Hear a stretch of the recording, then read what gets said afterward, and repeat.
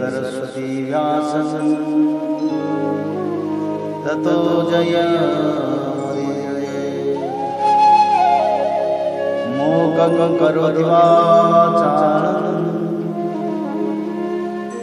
पंगुलंघयते यत्कृपातमहं वन्दे परमानन्दमाधवो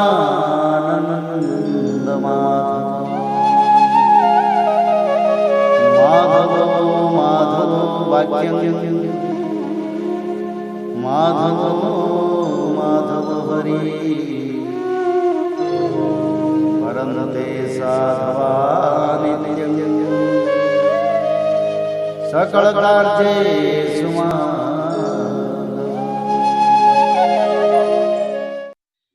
11वां अध्याय मनवंतर आदि काल विभाग का वर्णन। श्री मैत्रेय जी कहते हैं, विदुर जी, पृथ्वी आदि कार्य विभाग का जो सूक्ष्मतम अंश है, जिसका और विभाग नहीं हो सकता, तथा जो कार्य रूप को प्राप्त नहीं हुआ है और जिसका अन्य परमाणु के साथ संयोग भी नहीं हुआ है, उसे परमाणु कहते हैं। इन अनेक परमाणुओं के परस्पर मिलने से ही मनुष्यों को भ्रमवश उनके समुदाय रूप एक अव्ययवी की प्रतीति होती है। यह परमाणु, जिसका सूक्ष्मतम अंश है, अपने सामान्य स्वरूप में स्थित उस पृथ्वी आदि कार्य की एकता, समुदाय अथवा समग्र रूप का नाम परम महान है। इस समय उसमें न तो प्रलय आदि अवस्था भेद की स्फूर्ति होती है, न नवीन प्राचीन आदि काल भेद का भान होता है, और न घटपट आदि वस्तु भेद की ही कल्पना होती है। साधु श्रेष्ठ, इस प्रकार यह वस्तु के सूक्ष्मतम और महत्तम स्वरूप का विचार हुआ। इसी से सादृश्य से परमाणु आदि अवस्थाओं के व्याप्त होकर व्यक्त पदार्थों को भोगने वाले सृष्टि आदि में समर्थ अव्यक्त स्वरूप भगवान काल की भी सूक्ष्म और स्थूलता का अनुमान किया जा सकता है।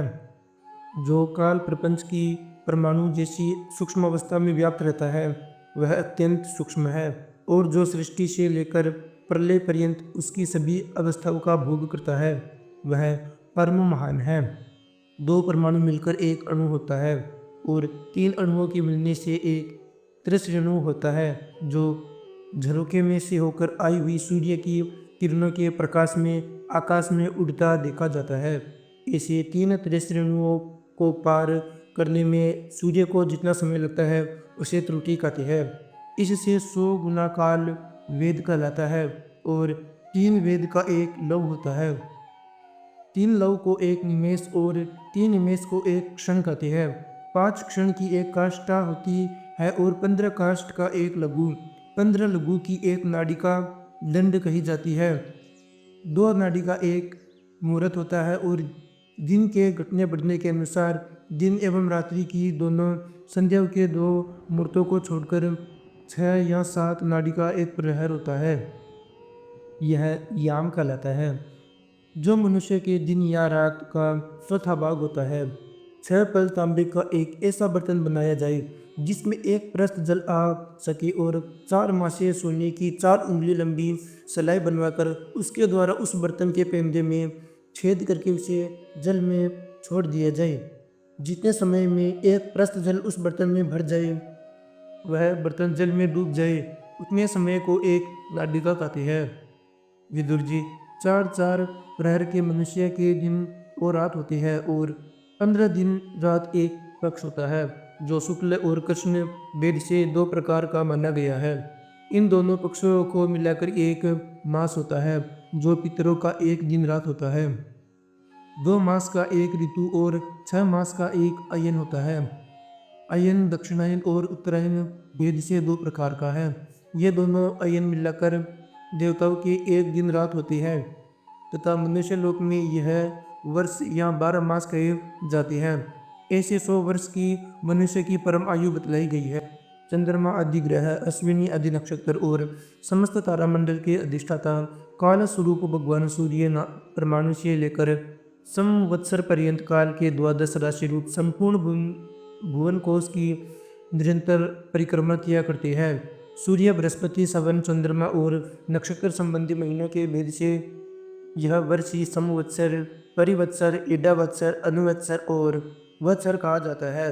विदुर जी, इन 5 प्रकार के वर्षों की प्रवृत्ति करने वाले भगवान सूर्य की तुम उपहार आदि समर्पित करके पूजा करो। यह सूर्य देव पंचभूतों में से तेज स्वरूप है और अपनी काल शक्ति से बीज आदि पदार्थों की अंकुर उत्पन्न करने की शक्ति को अनेक प्रकार से कार्योन्मुख करते हैं। ये पुरुषों की मोह निवृत्ति के लिए उनकी आयु का क्षय करते हुए आकाश में विचरते रहते हैं तथा ये ही सकाम पुरुषों को यज्ञ आदि कर्मों से प्राप्त होने वाले स्वर्ग आदि मंगलमय फलों का विस्तार करते हैं। विदुर जी ने कहा, मुनिवर, आपने देवता, पितर और मनुष्य की परम आयु का वर्णन तो किया। अब जो संकादि ज्ञानी मुनिजन त्रिलोकी से बाहर कल्प से भी अधिक काल तक रहने वाले हैं, उनकी भी आयु का वर्णन कीजिए।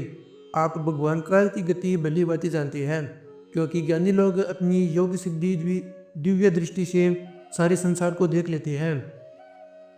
मित्र जी ने कहा, विदुर जी, सत्ययुग, त्रेता, द्वापर और कली, ये 4 युग अपनी संध्या और संध्यांशों के सहित देवताओं के 12 सहस्त्र वर्ष तक रहते हैं, ऐसा बतलाया गया है। इन सत्य आदि चारों युगों में क्रमशः 4, 3, 2 और 1 सहस्त्र दिव्य वर्ष होते हैं और प्रत्येक में जितने सहस्त्र वर्ष होते हैं उससे दुगुने 100 वर्ष उनकी संध्या और संध्यांशों में होती है। युग की आदि में संध्या होती है और अंत में संध्यांश।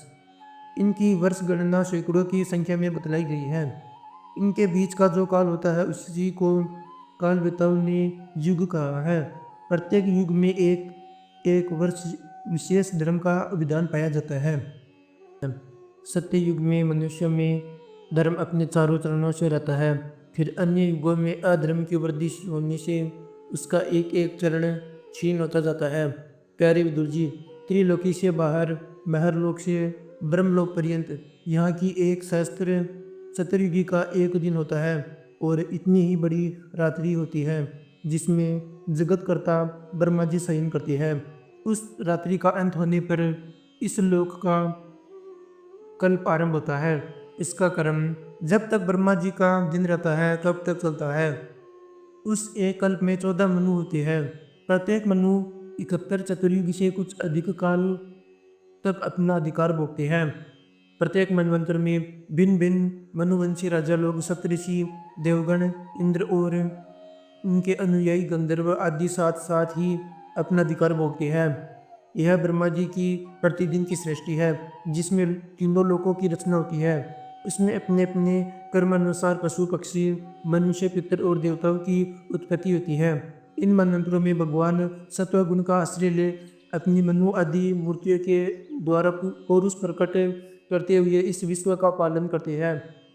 कालक्रम से जब ब्रह्मा जी का दिन बीत जाता है तब वे तमोगुण के संपर्क को स्वीकार कर अपने सृष्टि रचना रूप पुरुष को स्थगित करके निश्चेष्ट भाव से स्थित हो जाते हैं। उस समय सारा विश्व उन्हीं में लीन हो जाता है। जब सूर्य और चंद्रमा आदि से रहित वह प्रलय रात्रि आती है तब वे भू भुवस्व तीनों लोग उन्हीं ब्रह्मा जी के शरीर में छिप जाते हैं। उस अवसर पर तीनों लोग शेष जी के मुख से निकली हुई अग्नि रूप भगवान की शक्ति से जलने लगते हैं। इसलिए उसके ताप से व्याकुल होकर भृगु आदि मुनीश्वर गण महरलोक से जिनलोक को चले जाते हैं। इतने में ही सातों समुद्र प्रलय काल के प्रचंड पवन से उमड़कर अपनी उछलती हुई उत्ताल तरंगों से त्रिलोकी को डुबो देते हैं।